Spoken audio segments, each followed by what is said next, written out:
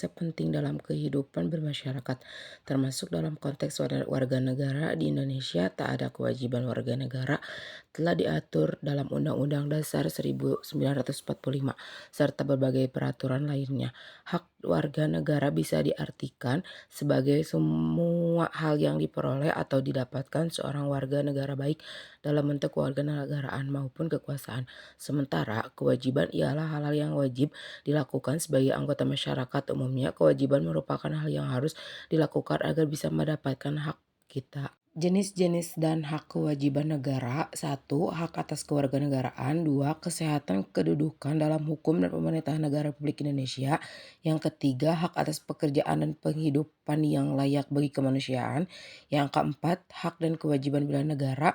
Yang kelima, kebiasaan berserikat dan berkumpul. Yang keenam, kebebasan untuk mengangkut agama. Yang ketujuh, pertahanan keagamaan negara.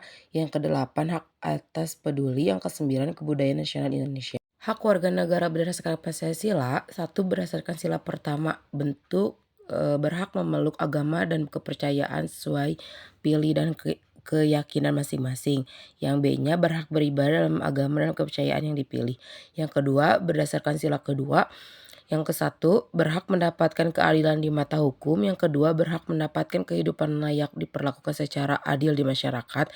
Yang ketiga, berdasarkan sila ketiga, berhak ikut serta dalam bela negara, berhak untuk menjadi abdi negara. Yang keempat, berdasarkan sila keempat, bentuk pengeluaran pendapat, berhak mengikuti pemulihan umum jika sudah memenuhi syarat. Yang kelima, berdasarkan sila kelima, berhak mendapatkan pengayuman orang lain dalam pemerintah, berhak mendapatkan kesejahteraan di berbagai hal. Bentuk pelanggaran hak warga negara. 1. Diskriminasi. 2. Kekerasan terhadap perempuan. Yang ketiga, pelanggaran hak anak. Yang keempat, pelanggaran privasi. Yang kelima, pencemaran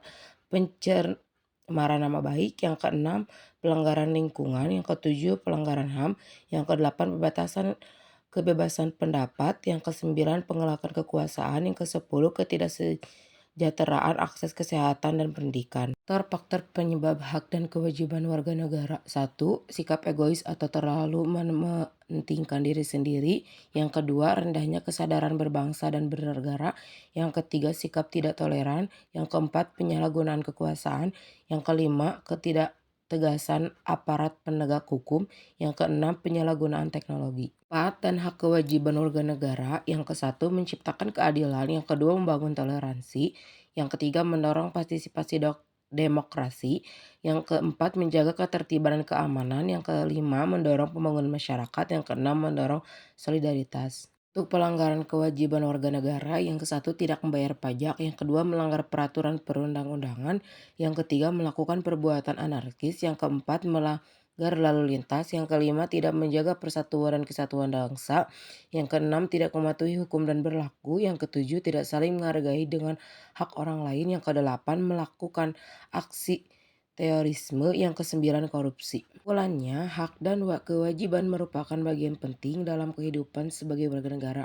Hak diperoleh melalui perjuangan dan tanggung jawab, sedangkan kewajiban harus dilaksanakan untuk memperoleh hak tersebut. Keduanya saling terkait dan dapat dipisahkan, harus dilaksanakan secara seimbang dan demi kemajuan bangsa negara.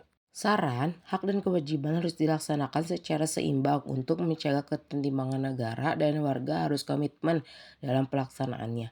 Sebagai mahasiswa, penting untuk berpartisipasi, toleransi terhadap hak orang lain, dan memenuhi kewajiban sebagai mahasiswa dan warga negara Indonesia.